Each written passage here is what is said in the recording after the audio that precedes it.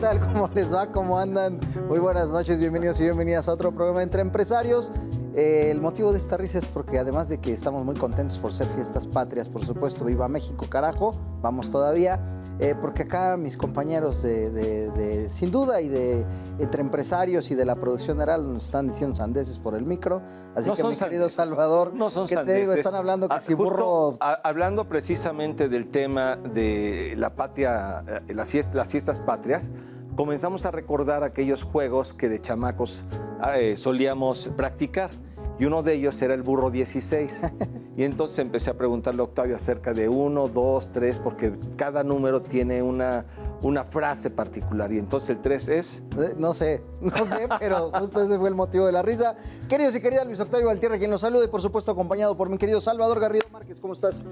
Muy bien, gracias a Dios, ya aquí listo para arrancar nuevamente en esta nueva emisión de Entre Empresarios aquí por Heraldo Media Group. Y viva México, carajo. Viva México sin carajo, viva México. Viva siempre. México, carajo. Oigan, queridos y queridas, pues el día de hoy, a propósito, no de México, bueno, sí de México, porque ustedes saben que siempre traemos aquí a los empresarios y emprendedores más destacados de nuestra nación y también de otras latitudes.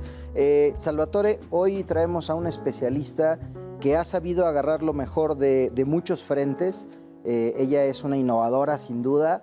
Ella es una líder en su segmento y que además ha trabajado con empresas a nivel global, con marcas, nada más te digo así como para dejarla votando, con la NASA, entre otras. Así que, mi querido Salvatore, como sabes, nuestra producción, ¿qué prepara en estas ocasiones? Una cápsula que vamos a ver en... 5, 4, 3, 2, 1, ya. El día de hoy, Entre Empresarios, nos acompaña la doctora Victoria Holtz, experta en innovación y crecimiento exponencial de los negocios, capitalizando la inteligencia artificial, y autora de libros como Move to Great. Además de su doctorado en investigación psicológica por la Universidad Iberoamericana, también tiene varias especialidades como Design Thinking por el MIT o Disruptive Innovation por la Columbia Business School. Ha sido conferencista en más de 50 países y 5 continentes. Acompáñanos a conocer a nuestra invitada. Así es, queridos y queridas, la doctora Victoria Holtz, a quien le damos un fuerte aplauso y la más cordial bienvenida. Ah, bueno, trae porra. Qué gusto. Oye, te trajiste al club de fans tú. Ah, sí, Creo que yo bueno, no había escuchado una muchísimas ovación tan gracias. pronunciada, No, por favor, el día de Victoria. hoy. Victoria, Muchísimas bienvenida. gracias. Sí, ha sido la ovación Me parece más, que sí. más fuerte Y que sí. he notado. Estuve ¿eh? repartiendo chocolates Excelente. para que cuando Hombre. escucharan el Condicionando a la nombre. audiencia, porque no. Muy bien, ahí dejando ver un poco de esos ingredientes psicológicos que traes de tu formación. A propósito de formación, primero agradecerte por el tiempo que te estás tomando para venir a charlar con nosotros. Gracias. En segundo lugar, nos gustaría que nos cuentes un poco del contexto de Victoria como profesional. ¿Cómo es que te decantas, más allá de lo que ya vimos en esta breve semblanza? Hoy estás más en temas, bueno, en temas creativos has estado toda la vida, me queda claro. Temas de desarrollo de emprendimiento, hoy mezclado con inteligencia artificial, pero platícanos antes. ¿Cómo es que empiezas a circundar los mares de los negocios, la parte empresarial, que entiendo va plenamente vinculado, pero ¿cuál fue tu lectura? ¿Cómo lo empezaste a vislumbrar tú? Bueno, tuve la oportunidad desde muy joven de trabajar con empresas hablando de programas de motivación. Estuve en Detroit trabajando con Ford y me di cuenta que realmente eso que estamos haciendo a veces que das en una terapia, que vas uno a uno, ahora lo podías hacer con grandes grupos. E inspirar a grandes grupos y mover a grandes grupos al siguiente nivel en cuanto a su desempeño, pero también en cuanto a su crecimiento personal. Okay. Entonces me encantó la idea de que en vez de ver a uno en el consultorio, pues ahora podías tener grupos muy grandes de personas que encontraban su visión y encontraban el cómo y el para qué en sus organizaciones. Ok. Sí, yo quisiera aquí tomar este punto de partida porque parece muy sencillo, ahorita lo platicaste tan bonito, que dices, pues muy fácil, ¿no? Llegué a Ford a trabajar en Detroit, pero ¿cómo llegaste? O sea, saliste a la universidad, empezaste a trabajar desde la universidad, ya una vez titulada.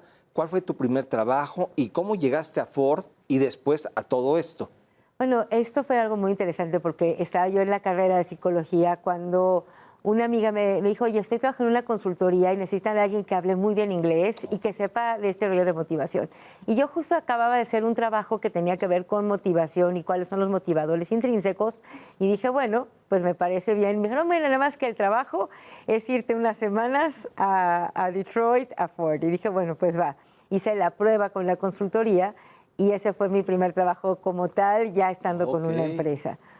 Ok, o sea, de estudiante, nació la posibilidad, levantaste la mano, te la dieron, por alguna razón te la dieron, me imagino que porque en ese entonces ya se veía tu afición, tu habilidad, tu expertise, tu conocimiento, y ahí te eligieron y te fuiste a Detroit. Y me fui a Detroit y la verdad, como estudiante siempre dices, bueno, ¿y yo qué les voy a enseñar?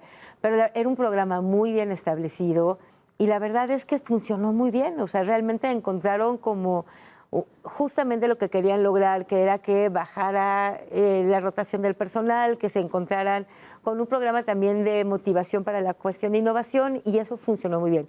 Y como funcionó bien, pues en vez de unas semanas, pues me llamaron nuevamente y bueno, de ahí seguí creciendo con esta consultoría, ya viendo a otras empresas y después entré a una empresa danesa de consultoría. Pero estás hablando de que eras muy joven. ¿Qué edad tenías cuando te fuiste a este reto en Ford? 19 años. 19 años. Entré a los 17 a la carrera. O sea, no estabas titulada. Todavía no estaba titulada y decía yo, ¿qué hace? Que no estoy titulada y todo, pero la verdad es que algo que aprendes también es que el título es muy bueno y si no, por favor, titúlense, pero también hacer cosas que vayan más allá o sea, esta parte de estar estudiando continuamente, de ir más allá de lo que te enseñan en la escuela, creo que es muy importante.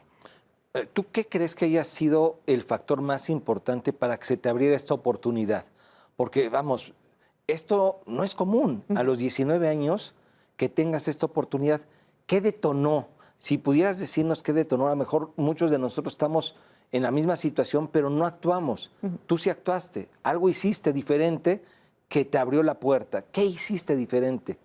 Bueno, creo que lo que funcionó bien, y yo creo que a lo mejor la juventud me ayudó, porque yo llegué como con mucha seguridad a la entrevista, porque también me habían preguntado, bueno, ¿qué tanto sabes de motivación? Y la entrevista fue en inglés.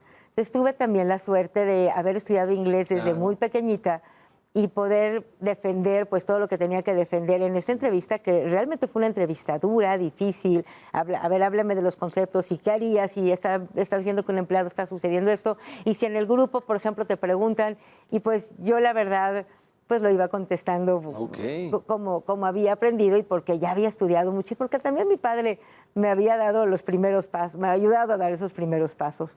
O sea, fíjate, entonces fue el tema de preparación, o sea, la preparación que no implica solamente la parte del conocimiento de tu profesión o de tu empresa, de tu negocio, sino también algo adicional, que en este caso fue el idioma, el inglés.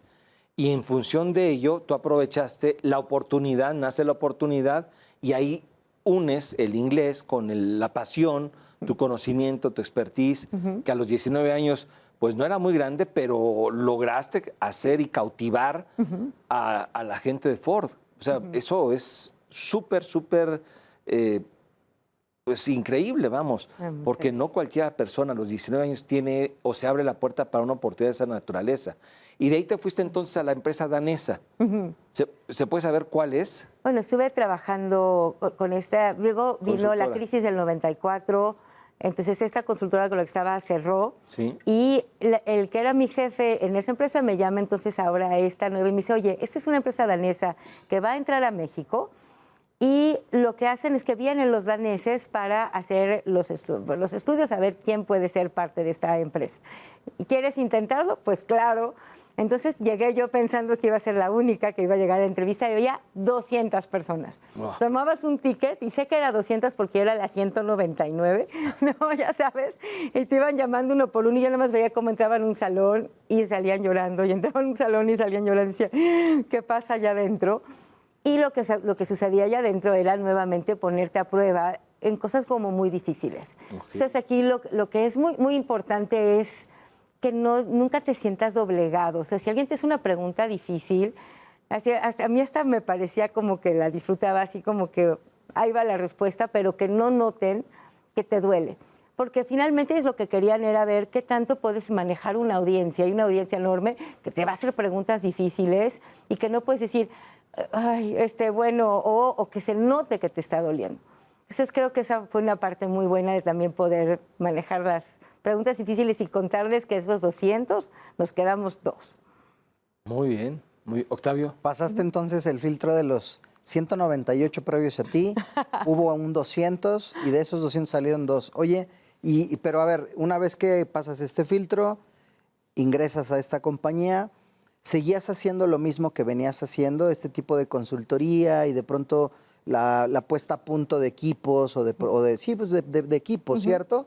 ¿Seguías haciendo lo mismo? Bueno, esta consultoría tiene algo muy particular. Para que tuvieras, por ejemplo, un programa de manejo del tiempo, de calidad personal, de uno que se llamaba Las Personas Primero, que tiene que ver con servicio, una quejas, un regalo. Es decir, para todos los programas tenías que certificarte como instructor en ese programa. Y tenías que irte a Dinamarca o al país que fuera, a Inglaterra, a tomar los programas y certificarte. No era así como muchas veces ahora de toma el libro, apréndetelo y vas. No, aquí tenías que hacer la certificación, el examen y entonces ya podías dar ese programa. Y en ese tiempo entonces dábamos estos programas a todas las organizaciones y tuve la bendición de estar con ellos aproximadamente 25 años. Wow, ok. A ver, es difícil que nos vayamos con detalle a una carrera de 25 años. Más bien estamos tratando de hacer un fast forward para que lleguemos a la parte de hoy del design thinking, del cambio de mindset y tal. ¿Qué pasa después de esos 25 años? En algún momento tú te desprendes y te independizas, ¿cierto? Bueno, lo que sucedió es que una de mis pasiones es la tecnología. Y mientras estaba yo viendo a las empresas decía, algo que está sucediendo es que es importante cuando tienes un grupo y todo, pues puedes motivar a ese grupo. Pero ¿qué pasa con todas las personas que están en toda la República? Que a lo mejor es difícil traerlas a capacitación, que no es tan fácil tampoco escuchar lo que necesitan. Y estoy hablándote de nuevo del año, o sea, antes de que esta tecnología existiera como lo existe hoy.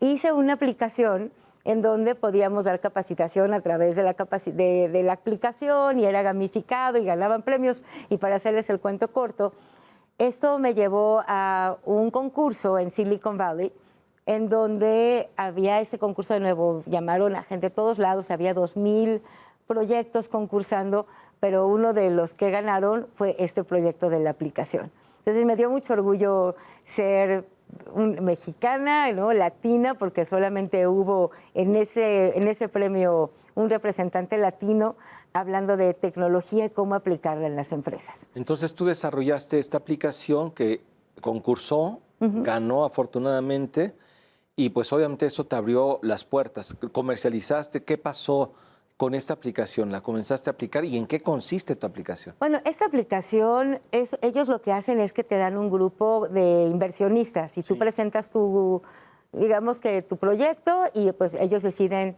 y lo compraron los inversionistas, me dijeron, esto está increíble, esto es justamente lo que necesitamos y hoy existe, no puedo decir el nombre, pero fue la base de una aplicación que hoy se usa mucho para capacitación a nivel mundial. Ok.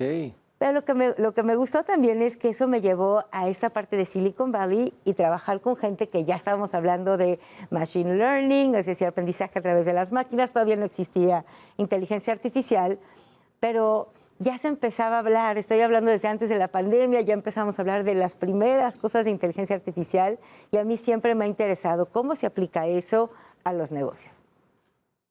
Y de ahí entonces, digamos, tienes este emprendimiento, este desarrollo, es apoyado, pero tú tienes un emprendimiento propio, que es el mismo que hoy día lideras, que es MindGrow.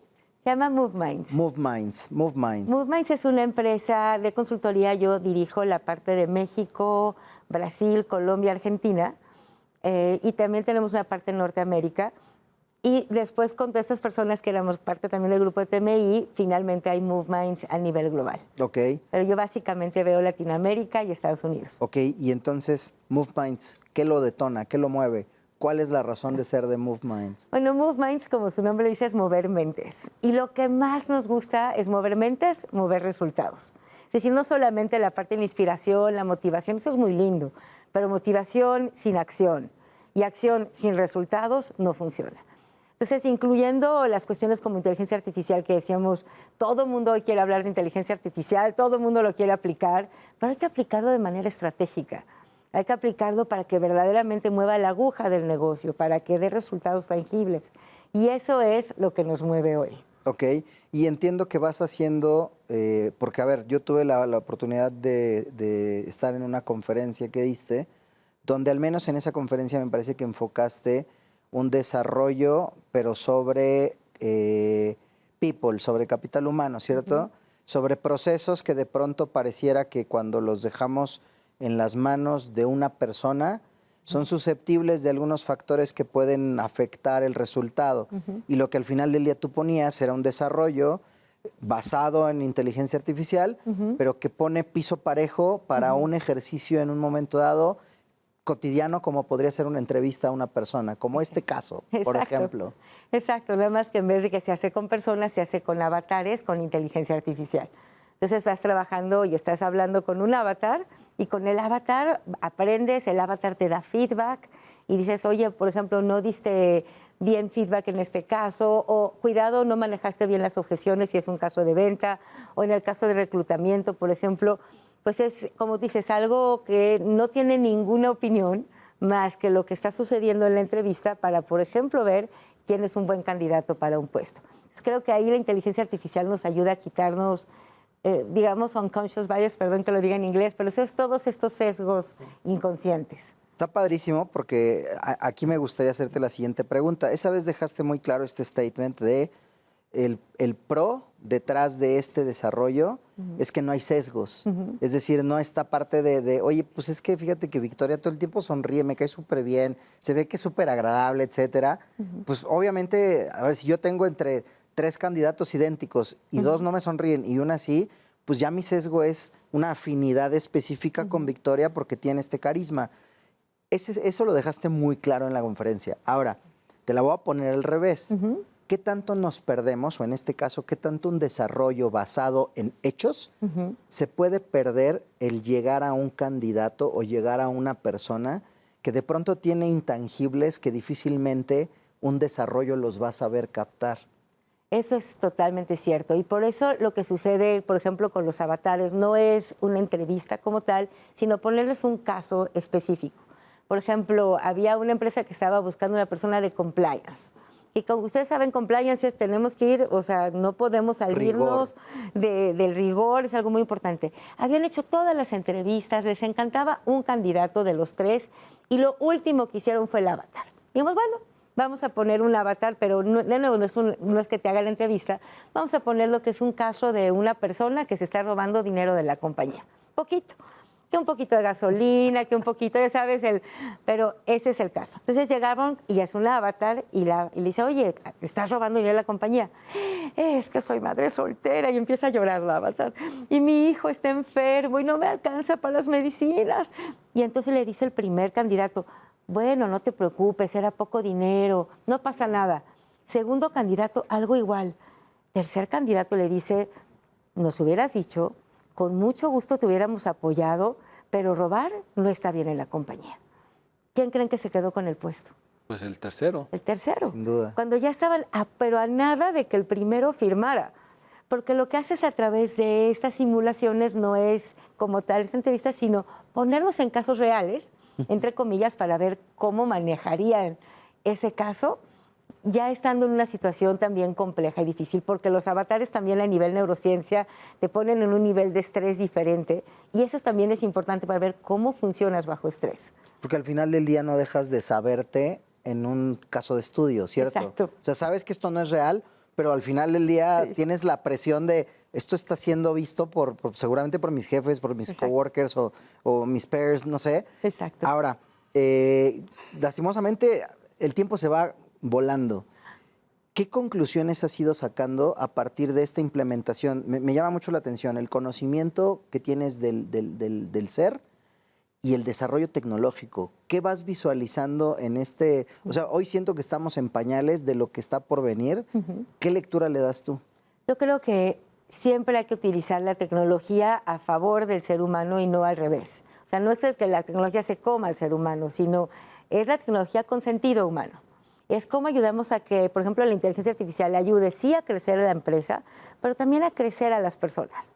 que no sean copartícipes, que puedan ser innovadoras, que puedan ser creativas, que se sientan parte de estos desarrollos que no van a parar, porque hacia allá vamos todos. Es decir, es una nueva ola como cualquier otra revolución industrial, pero donde tenemos que siempre cuidar a nuestra gente. Que eso nunca se nos olvide, no importa cuál tecnología tengamos. Sí, yo quisiera entender, y sobre todo para tratarle de explicar a las personas que nos están viendo, yo como empresario, yo como empresa, si te contrato para darnos esta asesoría, esta consultoría, ¿qué es lo que harías por nosotros?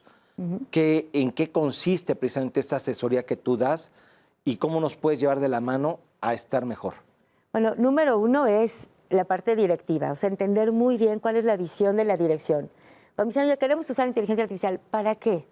¿Qué es lo que quieres? ¿Dónde quieres crecer? ¿Cuáles son tus dolores? ¿Qué es lo que quisieras resolver? Y ya que tenemos esto perfectamente alineado a nivel directivo, lo que sigue es ahora cómo lo bajamos a que toda la gente lo tenga. Porque lo primero en cualquier tecnología es la mentalidad. Okay. Yo siempre digo que la mentalidad es como la tortilla del taco. Si no tienes una buena tortilla, le podrás meter tecnología y todo se cae. Sí. Pero primero ya que hay que tener a la gente lista. Entonces es trabajar la mentalidad. Que la gente se sienta motivada y con ganas y de utilizar la tecnología y los medios que se den para lograr el resultado.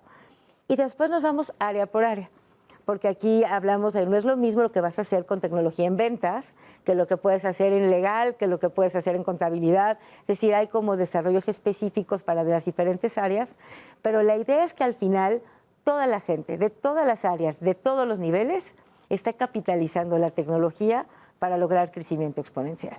Ahora, tú esto lo haces basándote en la aplicación, en un desarrollo que tienes. O sea, tú tienes esa tecnología ya en tu empresa, que es la que buscas aplicar en las empresas que asesoras. Bueno, tenemos los avatares, que los avatares es una cosa muy interesante para este tipo de simulaciones, pero la verdad es que siempre recomendamos lo que sea más barato y lo mejor para la empresa. O sea, te dijeron, oye, en Amazon nos gastamos 50,000 en un desarrollo que hace. ¿Sabrías que eso te costaría $20? ¿No? Así, entonces, es la idea de siempre. Yo no estoy casada con ninguna tecnología porque le haría daño a la empresa. No, mi función es darte lo mejor que existe en ese momento al menor costo posible de una manera segura para tu información. Ok. De lujo. Interesante. Rapidísimo, antes de que se nos acabe por completo el tiempo, mi querida Victoria, tenemos un ejercicio que le llamamos el ping-pong de negocios, que es una suerte de preguntas y respuestas, del cual no vamos a podernos extender, pero hay una pregunta que siempre hacemos y que es fundamental en este espacio. En el ping-pong de negocios, si tuviésemos que definir en una palabra o con una palabra a Victoria Holtz, ¿esa palabra sería? Uy, amor. ¡Wow! ¡Qué muy fuerte! bonito. Es la primera vez que sale. La primera vez sale. Muy bien. Padrísimo, padrísimo. Yo sí tengo otra. Para Victoria Holtz, ¿tecnología es? Progreso. Ok. Excelente. Muy bien. Muy bien. Pues mi querido Luis Octavio, Sí. ya estamos rayando, lástima, porque este tema de tecnología con tema de capital humano y la asesoría que tú das está fenomenal. Yo creo que abrimos la puerta quizás para otra visita porque hay mucho de dónde cortar en este tema. Y ahí después de que ya nos diste una muy buena intro de vida y obra en tus primeros pasos, yo creo que en una siguiente entrevista ya nos podemos ir a fondo con algo mucho más específico para que nos vengas a dar aquí una buena cátedra de cómo implementar la inteligencia artificial, el conocimiento de la gente y el conocimiento de las personas en los negocios. Muchísimas gracias. Mi querida Victoria, gracias. muchas Qué honor gracias. estar aquí con Victoria, ustedes. muchísimas gracias. Muchísimas gracias. Ustedes no se nos vayan, que como bien saben, regresamos después de esta pausa. ¿A dónde? Aquí Entre Empresarios, que se transmite por dónde? Por Heraldo Media Group. ¿Cuándo? Pues hoy, los martes, 10:30 de la noche. O en su repetición en todas nuestras redes. Ya volvemos.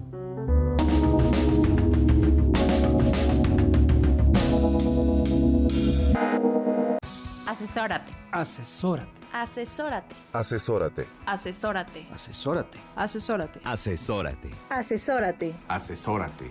No nos cansaremos de decírtelo. Asesórate. Garrido Licona. Asesoría fiscal, legal, financiera y de negocios. Visítanos en garridolicona.com. El outsourcing no es indebido y no ha desaparecido. Hoy se le conoce como servicios especializados. Lo que es indebido es que tú o tus proveedores no estén correctamente registrados ante la autoridad y no cumplan con los requisitos establecidos. Esto puede traerte consecuencias fiscales, legales e incluso penales. Evita riesgos innecesarios. Contáctanos. GL Working. Working for you. www.glworking.com. Para hacer negocio hay que generar confianza. En GL Auditoría analizamos y nos aseguramos que la información financiera de tu empresa genere confianza y tranquilidad para tus clientes, socios, autoridades e instituciones financieras, entre otros. GL Auditoría. Preservamos tu patrimonio. www.glauditoria.com.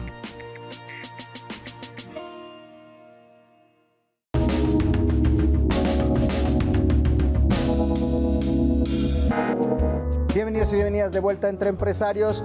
Agradecemos a la doctora Victoria Holtz, quien estuvo con nosotros en el segmento pasado, dándonos pues un muy buen panorama, mi querido Salvador, de cómo aprovechar esta herramienta, porque bien lo dijo ella, esta herramienta que es la inteligencia artificial, no solamente en temas de, como ella nos ponía el ejemplo, de estos casos, estos avatars, que en el caso de su emprendimiento los ponen para hacer pruebas, para también evaluar un poco a la gente, sino en el día a día. O sea, hoy día usarlo como herramienta, pero que potencie lo más bonito que tenemos las personas, que es la creatividad. Carajo, vamos todavía.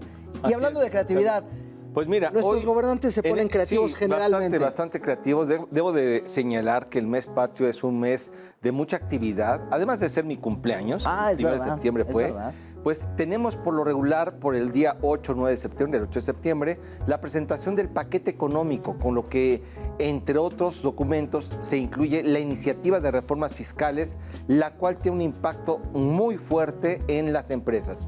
Y para hablar de este tema, tenemos a dos invitados, Octavio. Así es, queridos y queridas, y para no spoiler sus nombres, vamos a ver la cápsula que nos preparó nuestra producción ahora.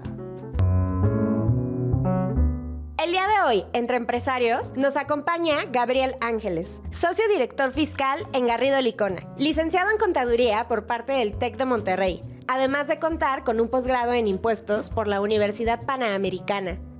También es miembro del Consejo de Contadores Públicos de México y del Comité Ejecutivo de Asuntos Fiscales de la AMSOFAC. Cuenta con más de 13 años de experiencia profesional. Su especialidad incluye reestructuraciones corporativas, fusiones, optimización fiscal y consultoría de negocios. También nos acompaña Adalberto Ramos, abogado por la Escuela Libre de Derecho en la Ciudad de México. Además cuenta con una maestría en Impuestos Internacionales por Vienna University of Economics and Business Administration. Actualmente es socio legal fiscal en Garrido Licona y cuenta con más de 18 años de experiencia especializándose en la práctica de litigio y controversia fiscal, asesorando empresas en procesos de auditorías en materia de impuestos nacionales e internacionales, trámites de devoluciones de impuestos, así como en diversos medios de defensa legales. Vamos a platicar con nuestros invitados. Así es, queridos y queridas, vamos a darle la fuerte bienvenida a mi querido Gabriel Ángeles, a Alberto Ramos. Huerta. Querido, ¿Cómo estás? Que hacía rato no veíamos, por cierto. Mi querido, Alberto, ¿cómo estás? Qué gusto. igualmente, Bienvenido. muchas gracias por estar con Gracias, nosotros. Fabio. Gracias. Estimadísimo. Qué gusto. Tanto tiempo. Sí. Nos ya. tenías muy Pásate, abandonados Alberto. nuevamente. Los dos nos tenían muy abandonados. Pero ya veía que se lamían los bigotes ni bien llegara el mes patrio, porque con el mes patrio, como ya lo dijo mi querido Salvatore, no solamente viene su cumpleaños, no solamente vienen las fiestas, viene un fiestón para todas las personas físicas y morales que se llama paquete económico, para todo el país, básicamente. ¿Qué les parece? O sea, haciendo una breve remembranza de lo que acaba de decir Salvador, porque no solamente toca temas fiscales. ¿Qué engloba el paquete económico, mi Sí, querido mira, Alberto? es un paquete económico que integra la reforma fiscal, como ya apuntaba Salvador, que viene con cambios en Código Fiscal de la Federación. También viene Ley de Ingresos, donde vienen las expectativas de los ingresos y demás. Y, pues bueno, hay también un tema ahí de impuestos especiales, impuesto especial sobre producción y servicio, que vamos a platicar. Y, pues bueno, en esencia, es solamente la parte de ingresos. Ojo, no es la parte del presupuesto de egresos, que ese también corre de forma paralela. Perfecto. Muy bien, pues, mi querido Gabriel, ¿querías aportar Y algo? yo te diría, Octavio, realmente esto es lo que acaba sentando las bases de lo que se espera para el siguiente año. Por eso se vuelve bien relevante conocerlo y obviamente es todo el proceso y condiciones que se van a tomar en cuenta para efectos de todos los, por ejemplo, planes o programas sociales, en la forma en la que se va a hacer de recursos las administraciones, cómo lo van a gastar o invertir. Y todo esto va a final de cuentas dando una serie de medidas que se esperan que van a tener impacto durante el siguiente año. Entonces es bien importante tener esa visión desde ya porque los cambios que se vienen son importantes. De acuerdo. Pues si te parece bien, mi querido Salvador. Pues sí, mira, yo creo que es importante que iniciemos con cuáles son los puntos que se están proponiendo reformar en las leyes fiscales. Y yo lo dividiría, hablaste del Código Fiscal de la Federación, empecemos por ese Sí. ordenamiento en términos generales. ¿Cuáles son las propuestas de cambio en el Código Fiscal de la Federación? Sí, mira, en esencia es una iniciativa de reforma fiscal que va encauzada a fortalecer la fiscalización por parte de las autoridades y de forma puntual combatir el esquema de facturas falsas, que ciertamente pues ya en el pasado, hoy en día el fisco ya tiene varias herramientas, sin embargo viene a fortalecer esa parte y por otro lado también viene a aumentar supuestos en los que te pueden suspender sellos, que esa ha sido también una herramienta muy eficaz para la autoridad. Creo hoy en día vemos cifras récord de recaudación y se debe definitivamente en gran medida a este tipo de medidas de control, ¿no? Como son la suspensión de sellos. Digamos que a grosso modo sobre eso va enfocado y ya en el tema particular de facturas falsas, pues sí vemos ya hay una nueva visita domiciliaria como parte de las facultades de comprobación que ahora van a tener las autoridades, que va enfocada solo a verificar si las operaciones son reales y existentes, las operaciones que estén amparadas en CFDIs. Es el único objeto. ¿Sí? Y esta visita pues tiene plazos mucho más cortos. En 24 días ya te emiten la resolución definitiva. Todo empieza con una orden de visita. Cuando la autoridad detecta que un contribuyente está emitiendo facturas falsas, te notifica esta orden de visita en la cual te señala el motivo por el cual presume que tú estás emitiendo facturas falsas, pero en ese mismo acto ya te suspende los sellos al emisor de la factura. Esta es una visita al emisor de la factura, eso es lo que tenemos que aclarar. O sea, ataca realmente a los que están actuando de manera indebida, incorrecta, a los que se prestan a hacer simulaciones de operaciones que realmente no existen. O sea, esto más bien es un tema de simulación. Yo emito una factura simulando una operación cuando en realidad solamente hay papel o no hay sustancia, no hay materialidad, no hay fondo, no hay razón de negocios. Es correcto, ¿no? Y porque es una factura auténtica, o sea, es una factura timbrada por el SAT, entonces vemos un papel que sí es auténtico, sí reúne los requisitos fiscales, pero el tema es de que la operación que ampara no existe o es simulada. Entonces, eso es lo que le ha causado un gran daño al erario y en eso está enfocado esta reforma fiscal principalmente.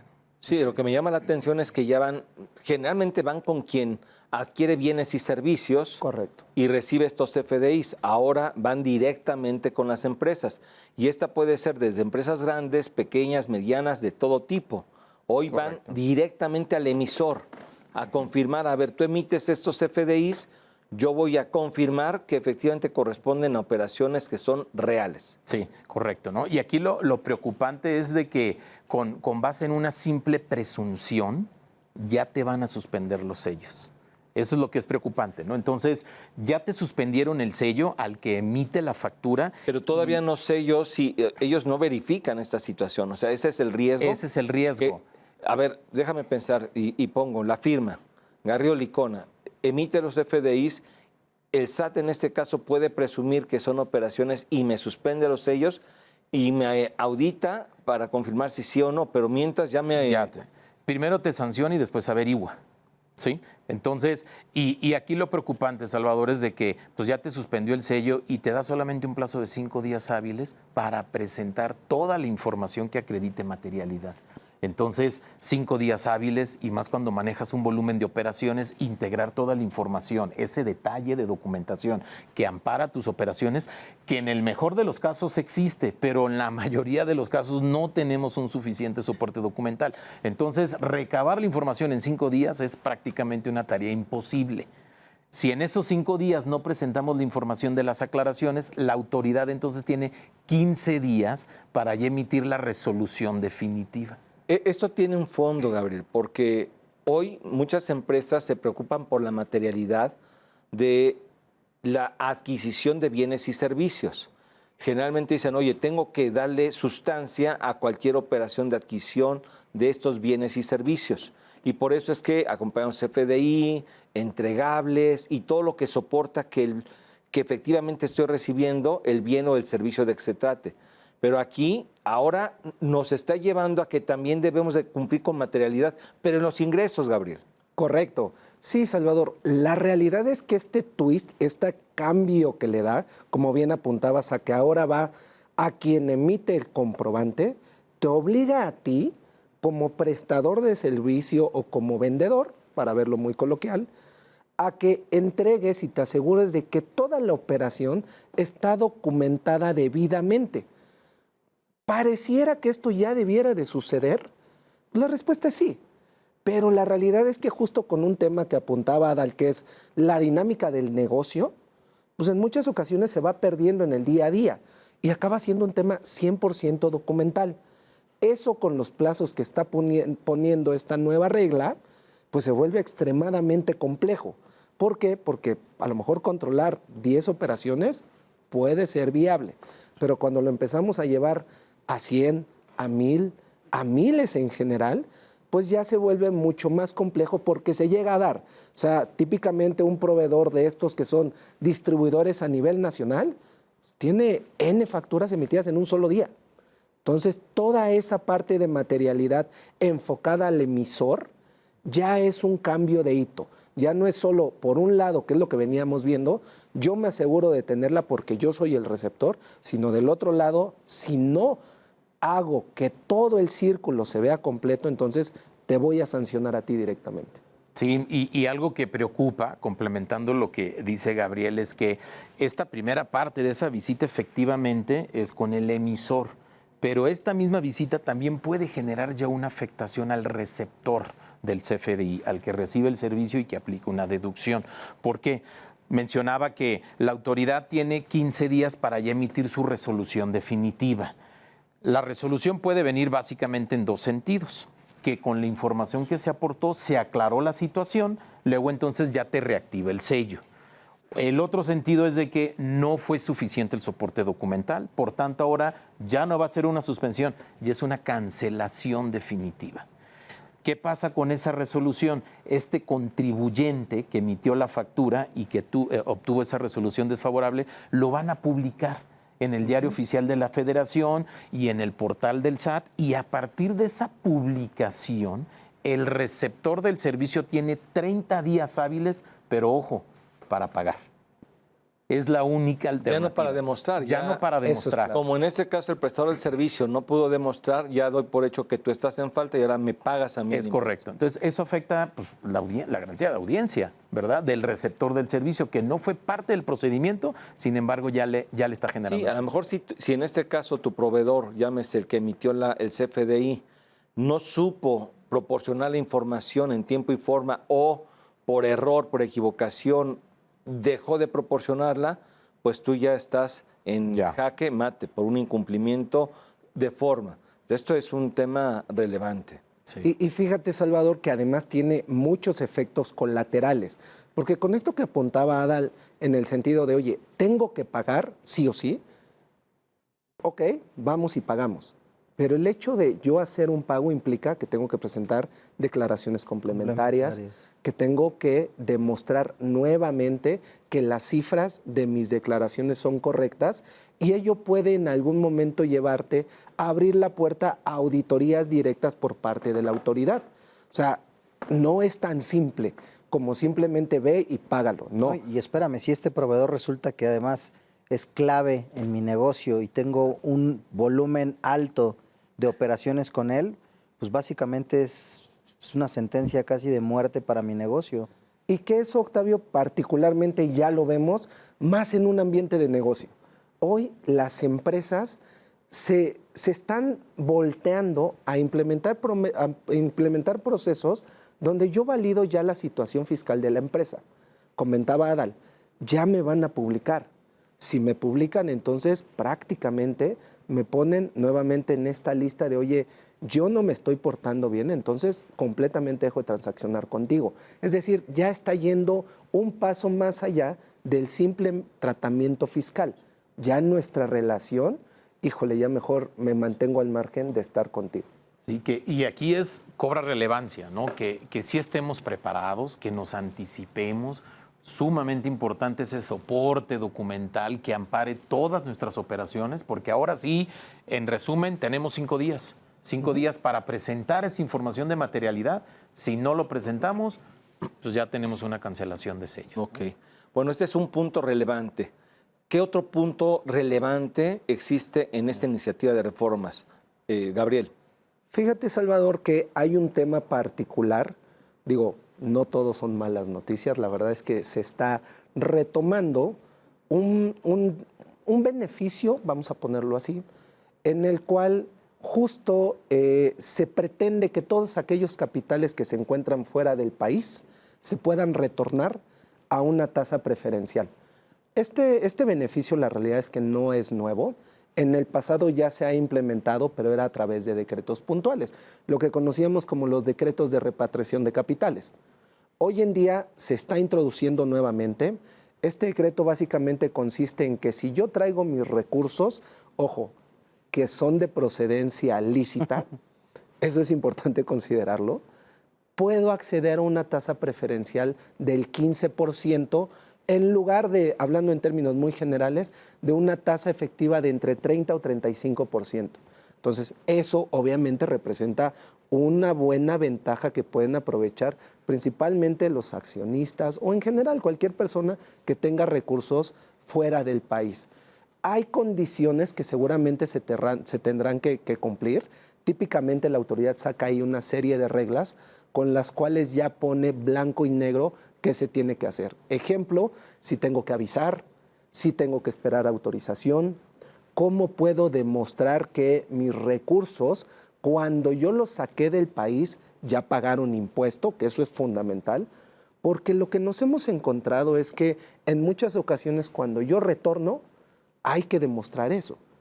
A lo mejor yo traigo, no sé, 10 millones, pero esos 10 millones a lo mejor 5 ya pagaron impuestos. Si no tengo la capacidad de demostrar que esos 5 ya pagaron el impuesto correspondiente, entonces cuando yo los retorne al amparo de este nuevo beneficio, entonces puede suceder que la autoridad me diga, oye, págame sobre los 10. Entonces es un tema que sí es un beneficio, pero hay que tener cuidado. Hay que llevarlo, hay que hilar fino en esa parte. Ok.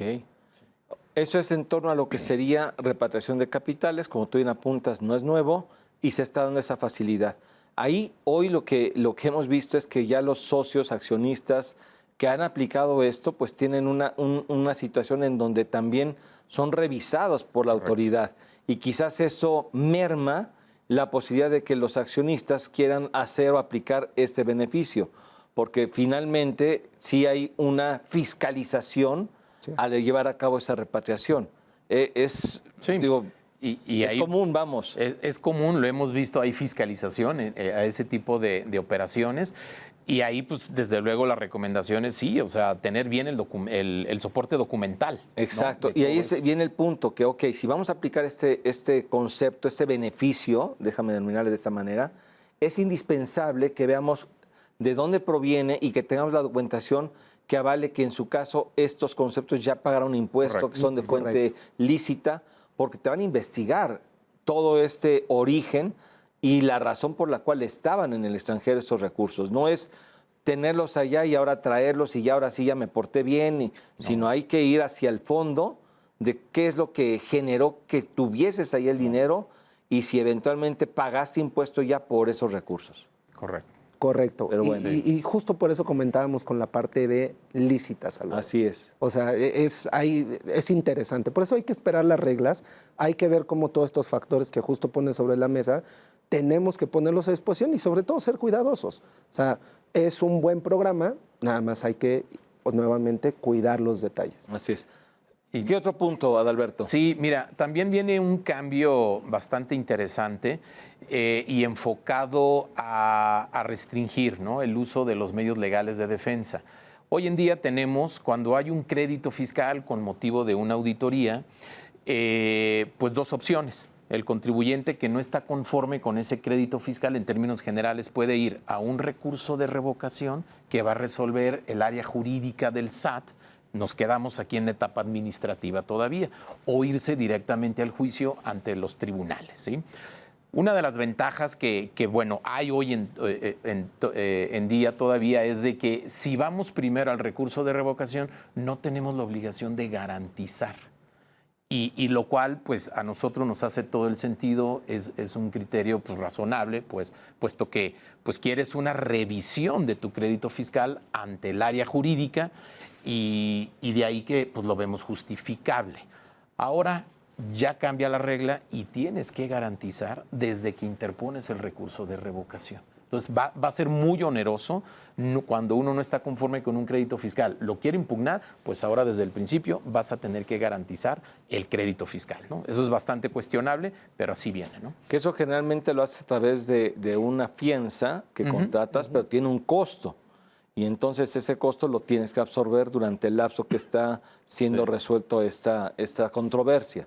Que regularmente es a través de una fianza, como bien apuntas, pero también un cambio que viene es de que ya te va a establecer un orden de prelación de las formas de garantizar. Okay. Y en primer término va a ser un billete de depósito del Banco del Bienestar. Entonces, primero tienes que O sea, eso equivale a pagar. Ya pagar. Claro. Ya estás depositando el dinero, te dan un billete que ampara que ya está garantizado, solo si es insuficiente, pero tienes que acreditar que ya no tienes la capacidad financiera para cubrir el 100% mediante depósito, ya puedes recurrir a otras formas de garantía, ¿no?